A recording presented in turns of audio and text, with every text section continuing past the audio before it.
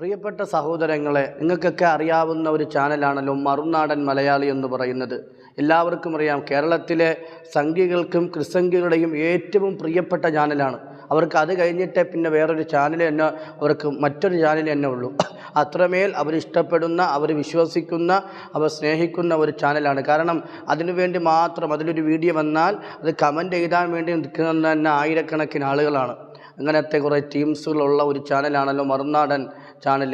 എന്നാൽ ഈ ഇടയ്ക്കായിട്ട് നമുക്കറിയാം, ഒരുപാട് സമ്പന്നന്മാരെ, നാട്ടിൽ മാന്യമായി ജീവിക്കുന്നവരെയൊക്കെ എടുത്തിട്ട് അലക്കുന്ന ഒരു പരിപാടി അതിൻ്റെ മറുനാടൻ മലയാളിയുടെ ഷാജൻ സക്രിയ എന്ന് പറയുന്ന ആ ആൾക്കുണ്ട്.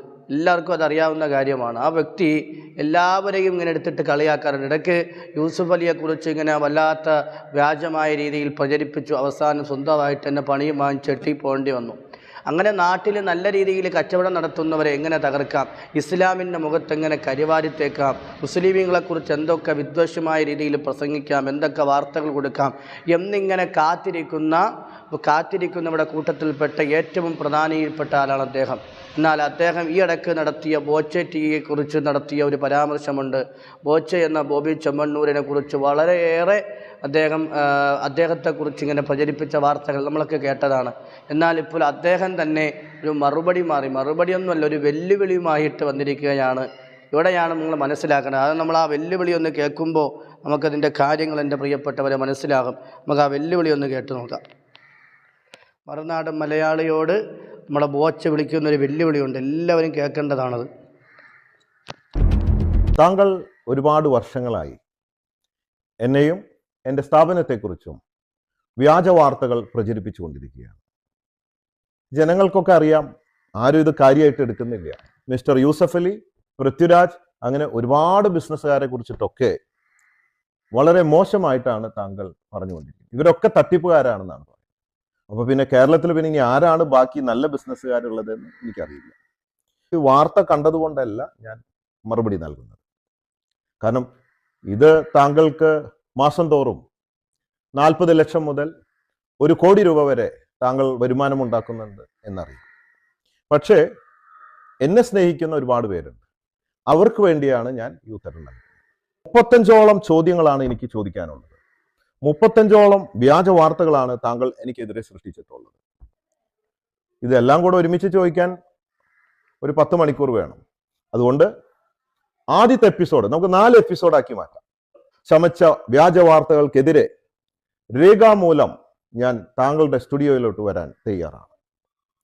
ഓഗസ്റ്റ് 4-ാം തീയതി ഞായറാഴ്ച, അല്ലെങ്കിൽ 5-ാം തീയതി തിങ്കളാഴ്ച രാവിലെ 11 മണിക്ക് താങ്കൾ തയ്യാറാണോ?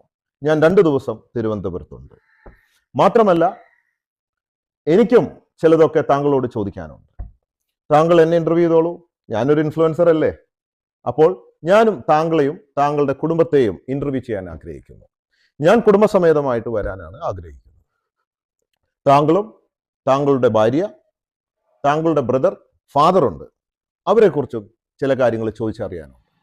താങ്കളുടെ ബ്രദർ, ഫാദർ ഒരുപാട് വിവാദങ്ങളിൽ അകപ്പെട്ടിട്ടുണ്ടെന്നും ഫണ്ട് തിരിമറി, ട്രസ്റ്റ് തുടങ്ങി ഒരുപാട് കാര്യങ്ങൾ എന്നെക്കുറിച്ചിട്ട് കേൾക്കുന്നുണ്ട്. സത്യമാണോ എന്ന് ആ ഫാദറോട് ചോദിച്ചറിയാനും. താങ്കളുടെ ഭാര്യ ഗവൺമെന്റിന്റെ ചെലവിൽ പോയിട്ട് പല തട്ടിപ്പുകളും നടത്തി ഇന്ത്യ ഗവൺമെന്റിനെ വഞ്ചിച്ചതും കേസും ഒരുപാട് വിഷയവും, അങ്ങനെയൊക്കെ ഒരുപാട് കാര്യങ്ങൾ എനിക്ക് നേരിട്ട് ചോദിച്ചാൽ അറിയാനുണ്ട്. അപ്പോൾ നമുക്ക് അങ്ങോട്ടും ഇങ്ങോട്ടും ഒരു ഇന്റർവ്യൂ ആവാം. അപ്പോൾ താങ്കളുടെ മറുപടിക്കായി ഞാൻ കാത്തിരിക്കും. അപ്പോൾ വാർത്താ ചാനൽ നിർത്തിയാൽ പോലും വിഷമിക്കേണ്ട.